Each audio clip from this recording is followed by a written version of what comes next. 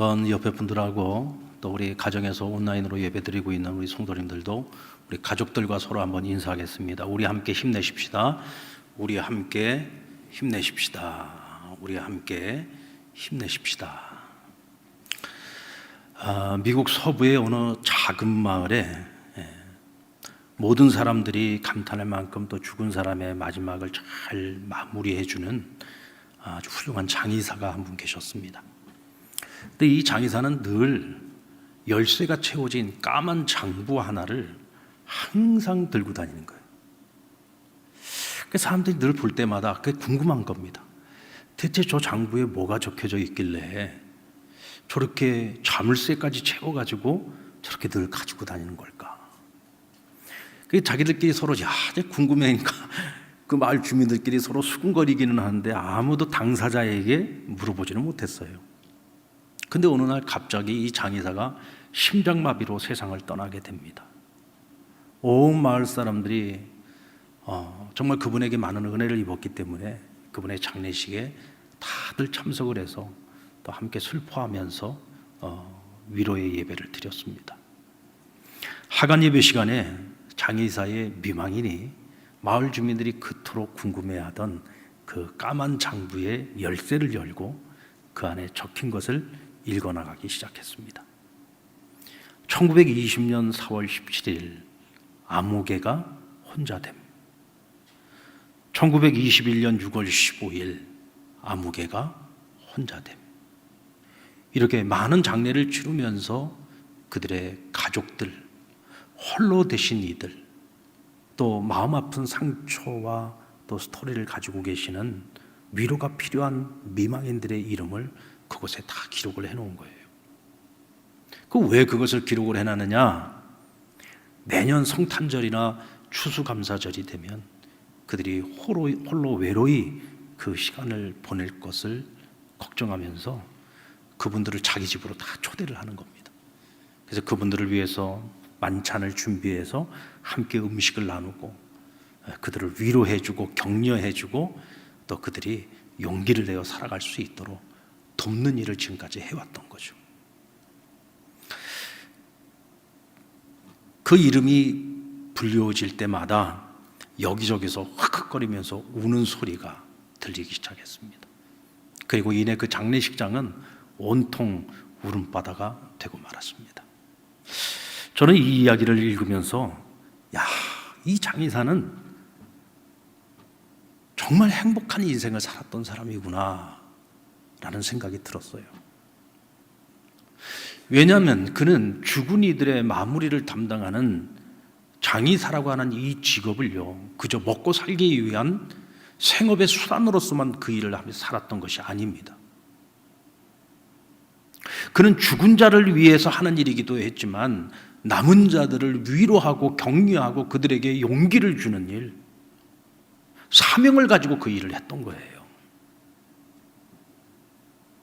그래서 그는 늘 죽은 자를 또 산 자들을 바라볼 때마다 항상 감사하는 마음을 가지고 살았습니다.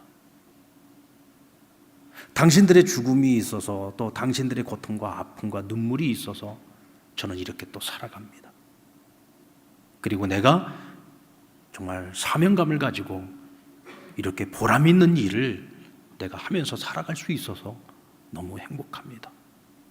사실 여러분, 생업으로서만 생각을 한다면 날마다 죽은 일을 대면하면서 살아가는 이 직업이 뭐 그렇게 보람이 있겠습니까? 거기 무슨 즐거움이 있겠습니까?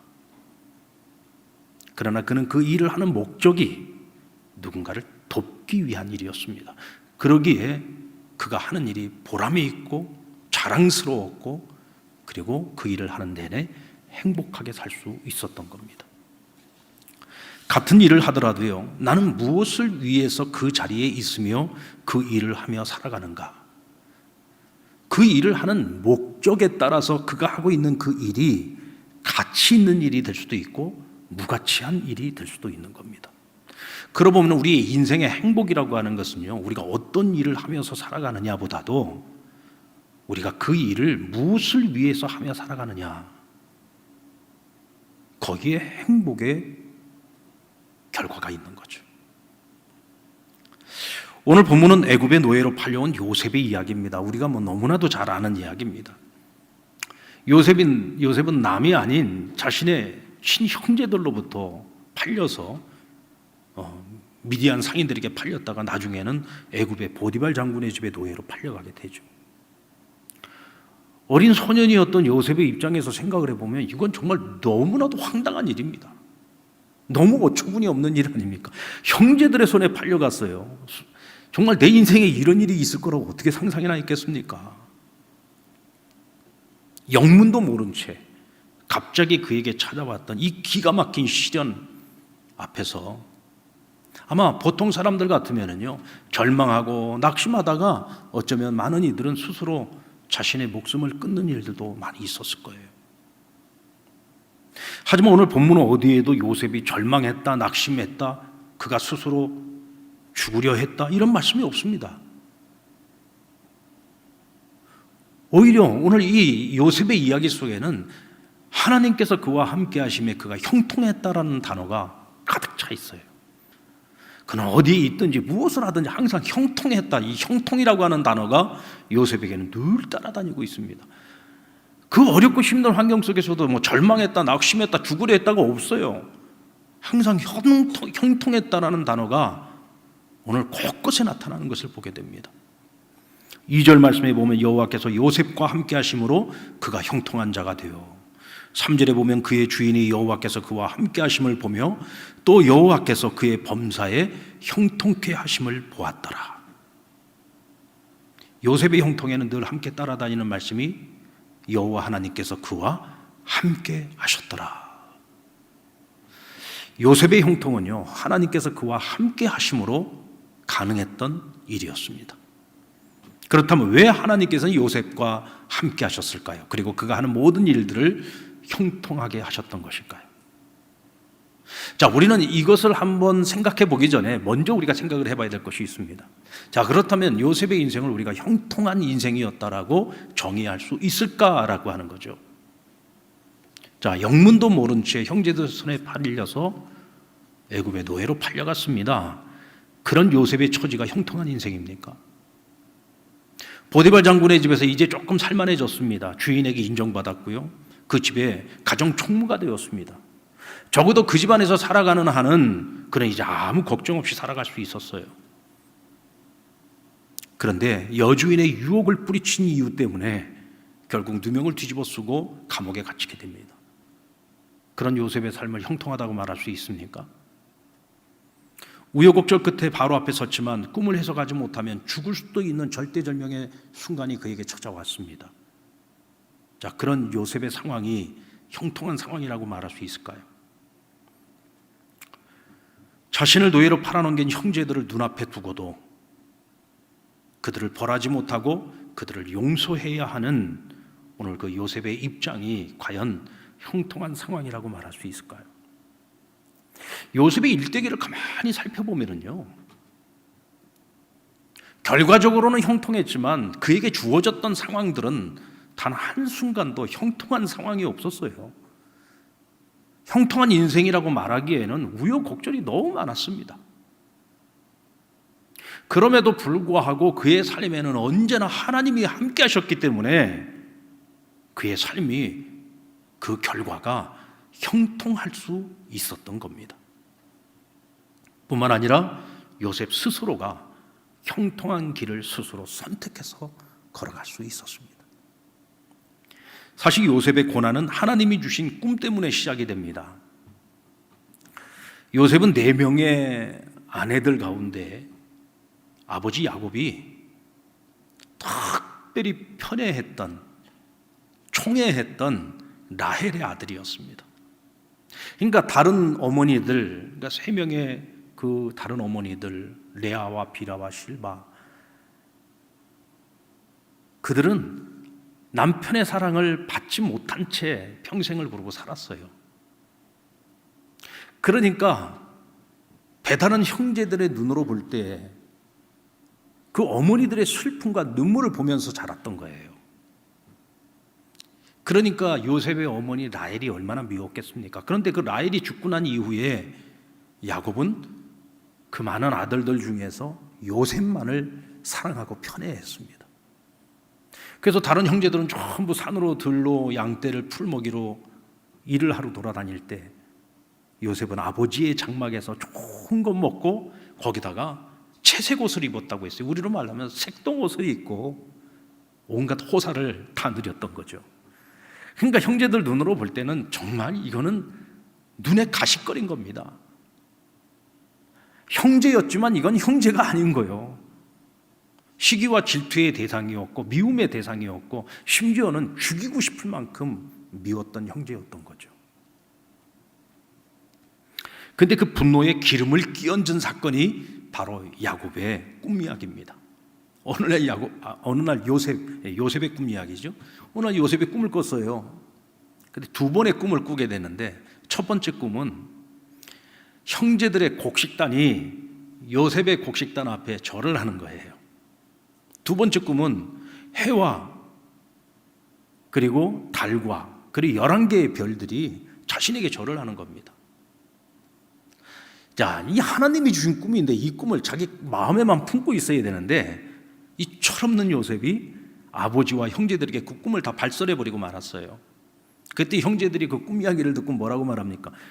내가 지금 이제는 우리의 왕이 되겠다는 거냐? 우리의 임금이 되겠다는 거냐? 그러면서 그때부터 요셉을 자기들끼리 뭐라고 부릅니까? 꿈꾸는 자라고 부르기 시작합니다. 그리고는 그 요셉은 시기와 질투의 대상이 되었고 미움의 대상이 되었고 심지어는 형제들이 그를 죽이기로 모의까지 하게 된 거죠.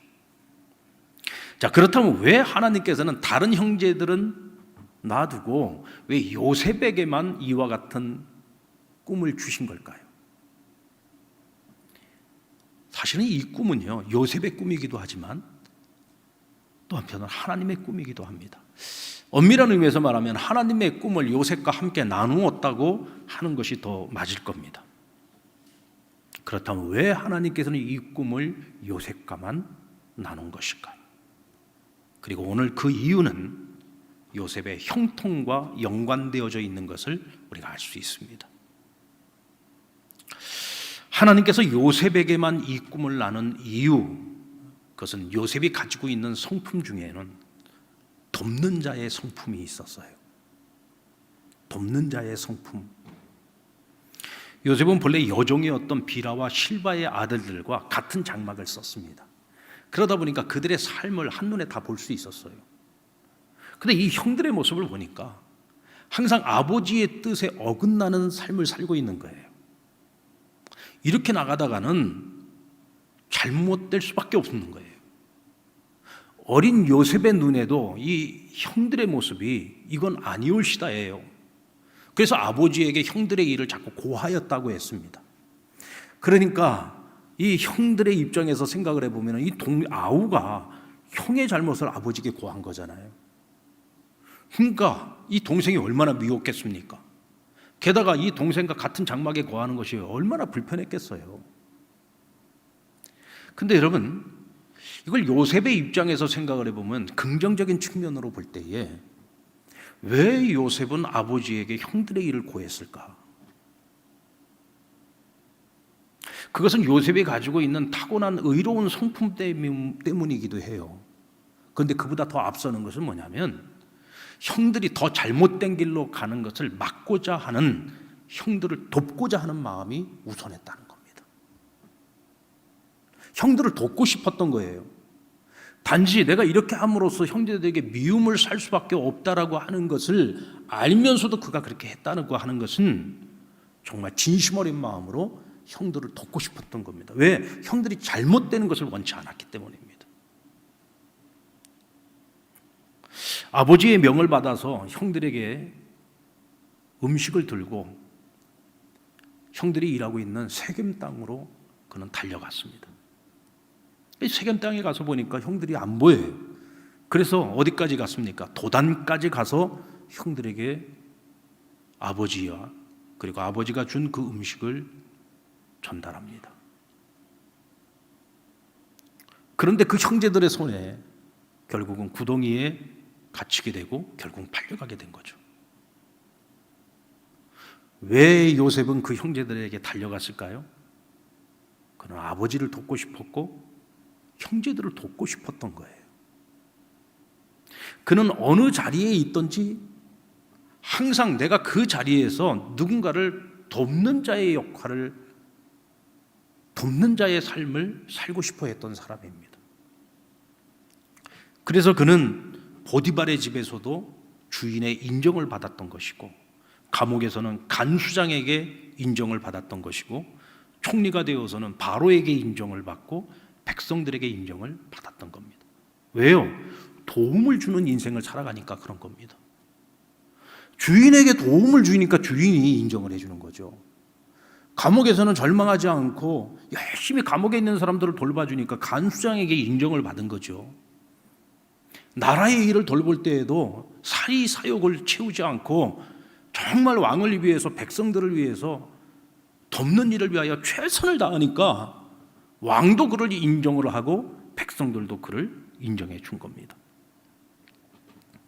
노예로 있든 죄수로 있든 총리가 되었든 어떤 자리에 있든지 그는 항상 돕는 자로 살고자 하는 그의 마음을 잃지 않고 살았던 겁니다.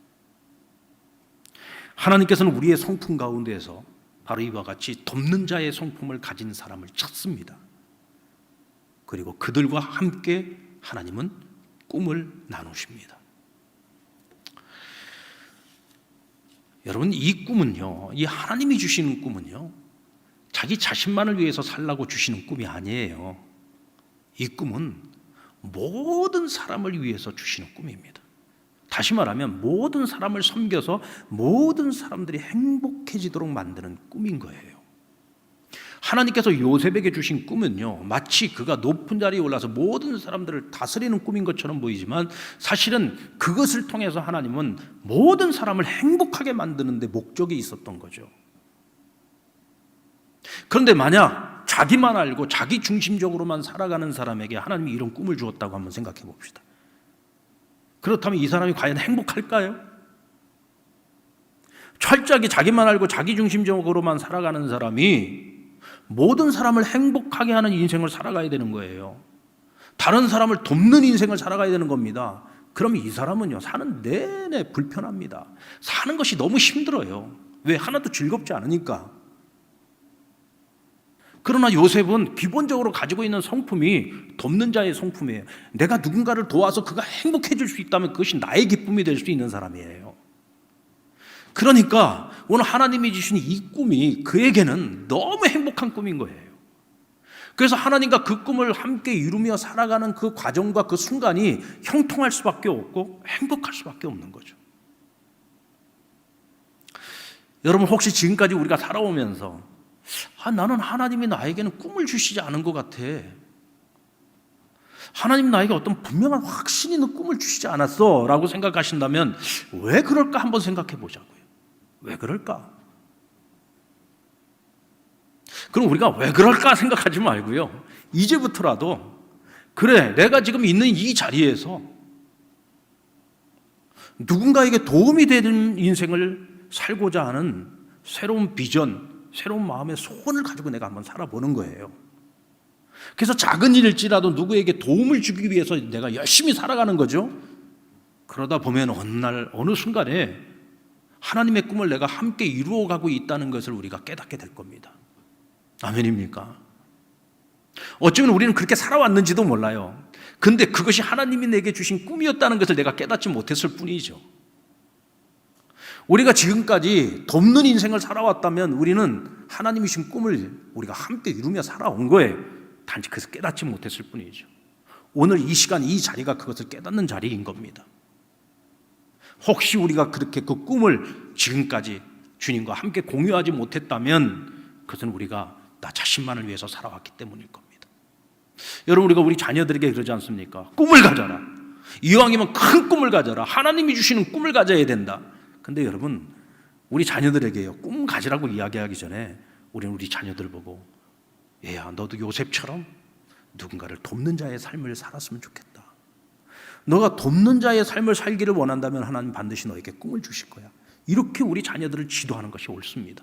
그러면 하나님께서 요셉의 성품을 가진 우리 자녀들에게 하나님 꿈을 주실 겁니다. 지금 여러분은 어떤 일을 하면서 살고 있습니까? 여러분들 하루 종일 우리가 직장에 나가서 일을 하죠. 일터에 나가서 일을 하지 않습니까? 하루 종일 그 자리를 지키면서 일을 하잖아요. 근데 만약 우리가 일하고 있는 그 자리가 먹고 살기 위한 생업의 자리로서만 의미를 갖고 있다고 한다면 우리는 그 일을 하면서 즐겁지 않을 겁니다. 빨리 끝나고 퇴근해서 집에 가고 싶은 생각밖에 없을 거예요. 근데 우리의 생각을 한번 바꿔보는 겁니다. 내가 직장을 다니는 회사원이라고 한다면 내가 오늘 이 하루 내가 이 자리에서 일을 하면서 정말 회사에 도움이 되는 사람이 되고 싶다. 자, 내가 학교에서 학생들을 가르치는 교사입니다. 그러면 나는 오늘 내가 이 하루를 내가 열심히 준비한 이 학습 내용을 가지고 우리 아이들을 가르침으로써 우리 학생들에게, 나의 제자들에게 정말 도움이 되는 선생님이 되고 싶다. 의료인들이라면 환자들에게 저들의 생명을 살리는 일에 내가 도움이 되고 싶다.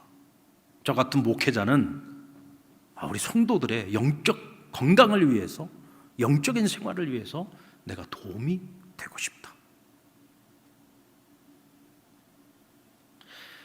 이와 같이 어느 자리에서 우리가 무슨 일을 하면서 살아가든지 누군가에게 도움을 주는 인생을 살고자 한다면 우리는 그 자리에서 하나님의 꿈을 함께 이루며 살아가는 인생을 살아갈 수 있는 것입니다.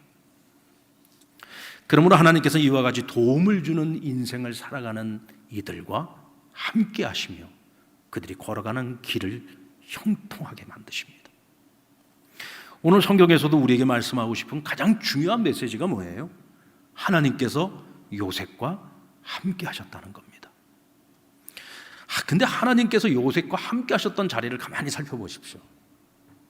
하나님께서 요셉과 함께 하셨던 그 자리를 보면은 그의 인생에 있어서 가장 해피하고 가장 행복하고 가장 즐겁고 모든 것들이 전부 형통하고 평안했던 시절에 하나님이 그와 함께 하셨느냐? 자, 그렇다면 그가 아버지의 사랑을 독차지하면서 아버지의 장막에서 그렇게 부유하게 평안하게 안락하게 살아왔던 그때에는 그러면 하나님이 그와 함께 하지 않았습니까? 그거는 아닙니다. 언제나 변함없이 어떤 자리에 있든지 하나님은 늘 요셉과 함께 하셨어요. 그러나 요셉이 하나님이 나와 지금 여기 함께하고 계시다는 것을 가장 피부로 뼈저리게 경험을 했던 것이 언제냐? 편안하고 안락했을 때가 아니에요. 자기 인생에 가장 힘들었던 순간, 가장 고통스러웠던 순간, 매 순간마다 절망과 낙심이 밀려오고 두려움으로 잠을 이루지 못했던 가장 고통스러웠던 시간들, 바로 그때 그 시간 그 자리 바로 그 장소에서 하나님 지금 나와 함께 하신다는 것을 그는 늘 경험했던 거죠. 그러니까 확신하는 겁니다. 하나님 나와 함께 하셔.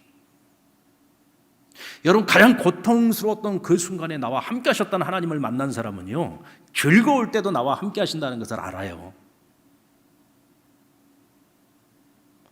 그것을 압니다.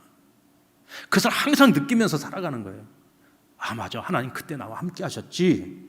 그래서 웬만한 어려움 속에서도 우리가 두려워하지 않고 염려할 필요가 없는 것은 그때도 하나님 나와 함께 하셨는데, 그래도 지금 이 상황이 그때보다는 낫잖아.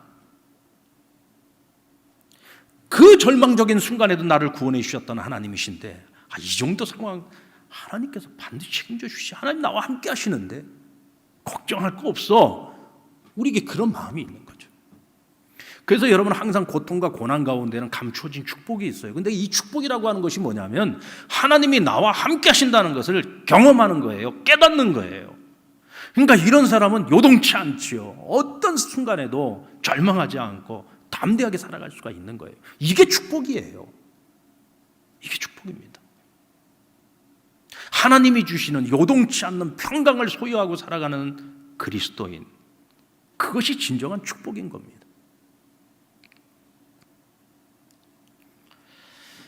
근데 여러분, 요셉의 형제들을 보십시오. 그들도 야곱의 아들들이었어요. 어렸을 때부터 아버지로부터 아마 귀에 못이 박히도록 여호와 하나님께 관한 말씀을 듣고 살아왔을 겁니다. 근데 그들의 마음속에 하나님이 없어요. 그들의 마음 가운데 하나님이 있다면 어떻게 동생을 팔아먹는 그런 짓을 저지를 수가 있어요? 처음에는 죽이려고 했습니다. 죽이려고 하는 것을 그래도 맏형인 르우벤이 어떻게 우리 손에 형제의 피를 묻힐 수 있느냐 해가지고 구덩이를 파놓은 곳에다가 집어넣은 겁니다. 그냥 구덩이에다가 집어넣어가지고 우리 손에 피 흘리지 않고 그냥 굶겨서 죽이려고 했어요. 근데 마침 미디안 상인들이 오니까 이왕이면 돈 주고 팔자. 그래가지고 팔아먹은 겁니다. 세상에 이렇게 못된 놈들이 어디 있어요? 하나님을 모시고 살아간다고 한다면 적어도 이런 짓은 못하잖아요. 그렇지 않습니까? 적어도 이런 짓은 못하죠. 그들에게는 하나님이 없었어요.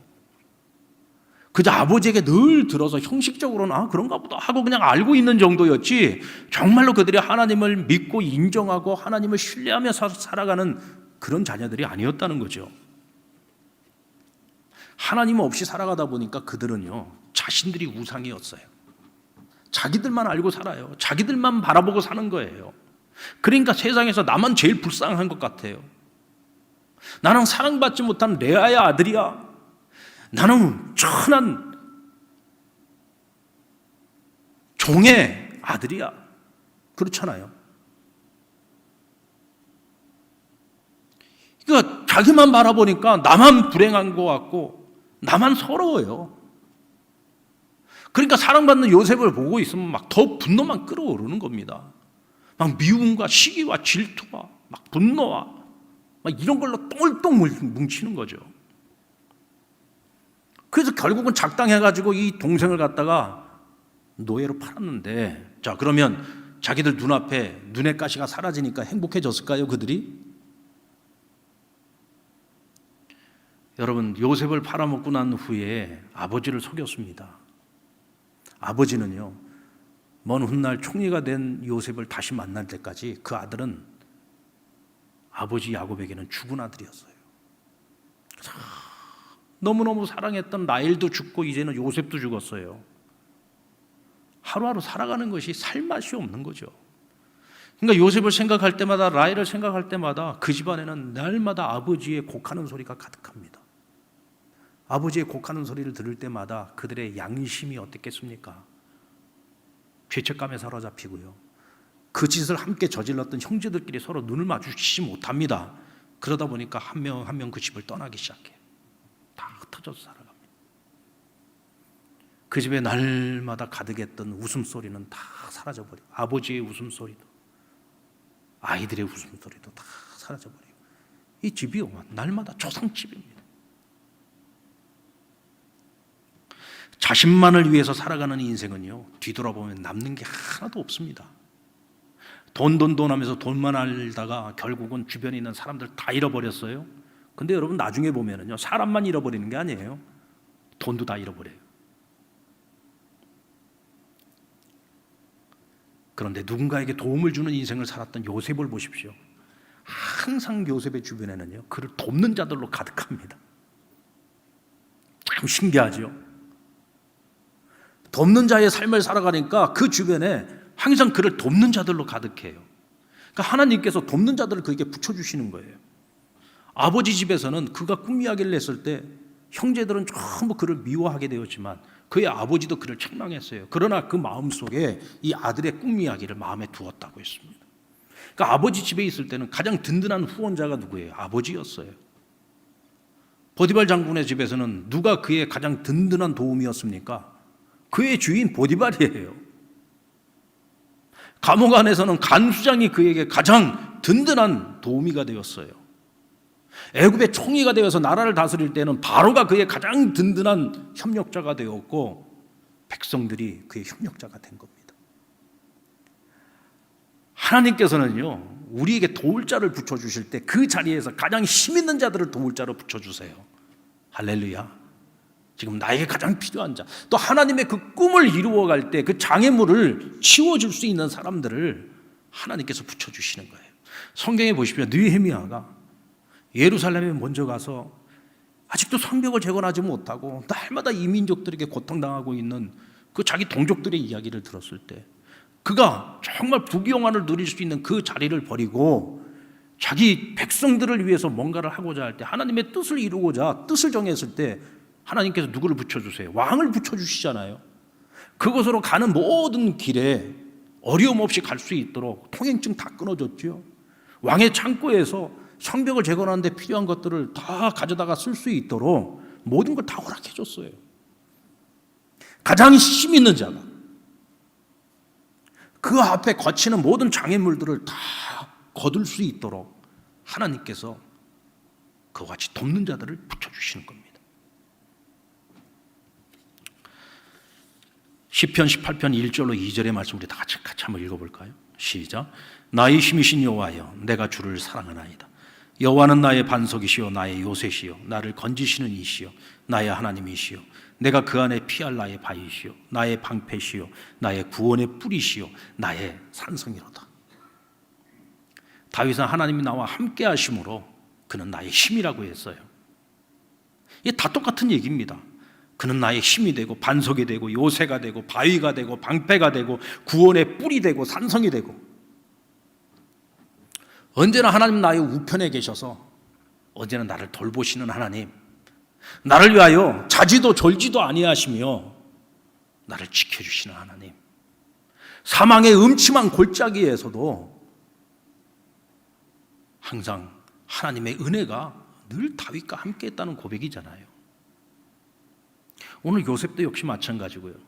하나님을 믿고 의지하고 하나님이 주시는 꿈을 향해서 돕는 자의 삶을 살아가는 이들과 하나님이 늘 함께 하시면서 그들의 힘이 되어주시는 거예요. 울타리가 되어주시는 거예요. 방패가 되어주시는 거예요. 때로는 고난 가운데서 그 환난을 피할 수 있는 바위가 되어주시기도 하고 산성이 되어주시기도 하시는 것입니다. 요셉의 인생에 찾아왔던 그 위기는 늘 감추어진 축복의 기회였습니다. 근데 누가 그 위기를 기회로 만들어 주었습니까? 바로 하나님의 은혜죠. 근데 여러분, 이 하나님의 은혜가 아무에게나 임하는 것이 아닙니다. 바로 이와 같은 하나님의 은혜는 돕는 자의 삶을 살아가는 이들에게 주어지시는 하나님의 은총입니다. 돕기를 기뻐하는 자는요, 돕는 중에 기회가 숨어 있고 축복이 숨어 있습니다. 그래서 열심히 돕다 보니까 애굽에 가게 됐어요. 열심히 돕다 보니까 보디발의 집에서 온 집안 살림을 다 도맡아 하는 총무가 되었어요. 열심히 돕다 보니까 감옥 안에 들어가서도 그 감옥의 총무가 되었습니다. 열심히 돕다 보니까 애굽의 총리가 되었고요. 열심히 돕다 보니까 그 가뭄의 때에 아버지와 그 형제들의 그 가정들을 구원하는 축복의 통로가 되었습니다. 열심히 돕다 보니까 하나님의 약속대로 430년 동안 이 애굽에서 큰 야곱의 족속이 이제는 야곱의 민족이 되어지는, 이스라엘을 한 민족을 태동하게 되는 터전을 마련할 수 있었던 겁니다. 이 모든 것들이 여러분 어떤 목표를 두고 했던 게 아니에요. 열심히 돕다 보니까 그렇게 인생의 지경이 확장되어져 간 겁니다. 여러분, 우리 하나님은요, 도우시는 분입니다. 그래서 하나님께서는 이 돕는 자의 성품을 가지고 있는 사람들을 좋아하세요. 그래서 그들에게 꿈을 주시고 하나님께서 그 꿈을 함께 공유하시면서 그 꿈을 함께 이루어가는 협력자로 삼으시는 겁니다. 하나님은 영이십니다. 하나님의 영이 성령님이잖아요. 성령님은 보혜사시죠. 이 보혜사의 뜻이 뭡니까? 헬퍼, 돕는 자라는 뜻입니다. 그러니까 하나님의 성품 중에 하나가 뭐냐면 돕는 거예요. 돕는 거. 오늘도 성령님께서 우리 안에 계시면 우리를 위하여 날마다 친히 탄식하며 간구해 주시고 합력하여 선을 이루도록 날마다 도와주시는 분이잖아요. 그래서 하나님께서는 돕는 자의 삶을 살아가는 자들과 함께 하시면서 그들에게 성령의 기름 부으심과 성령의 충만함을 더하여 주셔서 돕는 자의 삶을 능히 살아갈 수 있도록 도와주시는 겁니다. 오늘 이 땅 교회의 사명이 무엇입니까? 그게 바로 헬퍼입니다. 돕는 자의 역할입니다. 이 세상에 하나님을 알지 못합니다. 그래서 우리는 세상으로 하여금 하나님을 알 수 있도록 도와주는 역할을 우리가 해야 되는 거예요. 어떻게 해요? 하나님 말씀으로, 그리고 우리의 삶으로 그것을 보여주고 드러내고 나타내고 증명하면서 우리는 세상 사람들을 도와줘야 되는 거죠.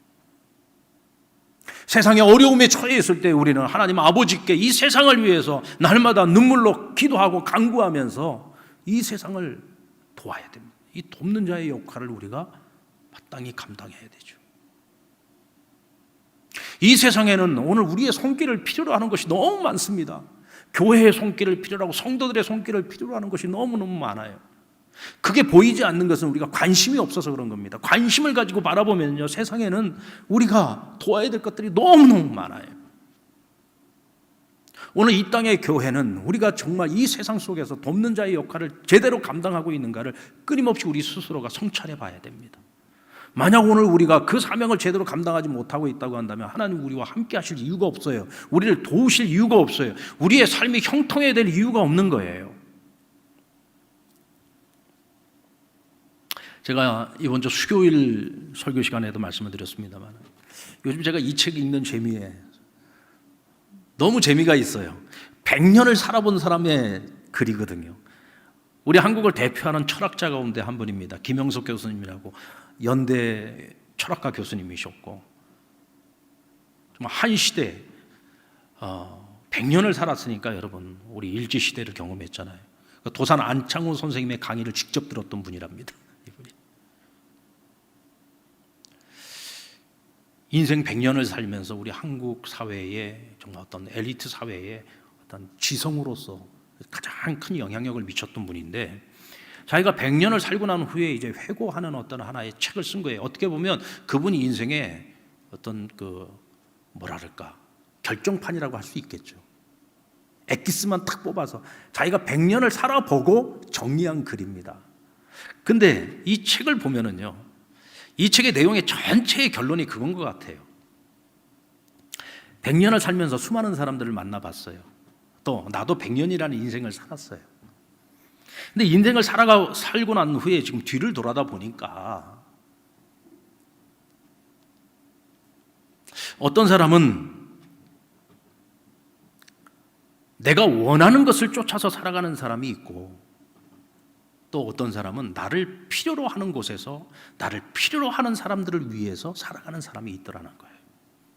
또 어떤 사람은 자기가 있는 그 자리를 성공을 위한 발판으로만 여기면서 살아가는 사람이 있고, 또 어떤 사람은 그 자리에서 내가 누군가에게 도움이 되려고 열심히 그 자리에서 최선을 다하는 사람이 있더라는 거예요. 근데 인생을 살고 나서 뒤돌아보니 내가 원하는 것을 쫓았던 사람보다는 나를 필요로 하는 사람들을 위해서 그곳에서 돕는 삶을 살았던 사람들이 훨씬 더 남는 것이 많더라는 거죠. 그 자리를 그저 성공의 발판으로만 여기면서 성공만을 추구하면서 살았던 사람들보다 그 자리가 어떤 자리가 되었든 그 자리에서 돕는 자의 삶을 열심히 성실하게 살았던 사람들이 나중에 인생을 살고 뒤를 돌아보니 훨씬 더 남는 것이 많더라는 거예요. 그러면서 이분의 결론이 그거더라고요. 내가 세상에서 무슨 일을 하면서 살아가든지 누군가에게 도움을 주는 인생을 사십시오. 저는 바로 그런 인생이 요셉의 인생이라고 생각을 합니다. 오늘 우리 그리스도인의 인생이 바로 이런 삶이어야 되지 않겠습니까? 오늘 저와 여러분의 인생길이 하나님과 꿈을 나누고 누군가에게 도움을 주는 삶이 되기를 원합니다. 그래서 늘 주님과 함께하면서 우리가 무엇을 하든지 우리가 걸어가는 그 길이 형통한 길이 될 수 있기를 주님의 이름으로 축원합니다.